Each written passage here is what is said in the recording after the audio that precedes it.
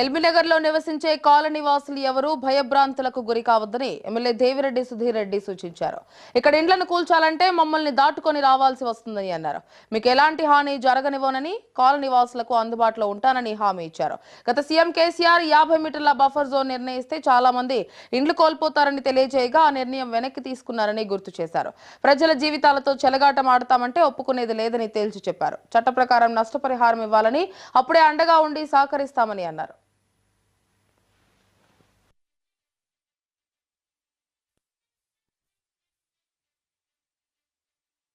ఇక్కడ సేమ్ మూసినది ఆ విధంగా డెవలప్ చేయాలంట. అయితే మేము ఏమంటున్నామంటే ఆ సౌత్ కొరియా అవసరం లేదు, మరి లేకపోతే లండన్ లో ఉన్న ఎయిమ్స్ నది అవసరం లేదు, ప్యారిస్ లో ఇంకో నది ఇవన్నీ చూడాల్సిన అవసరం లేదు.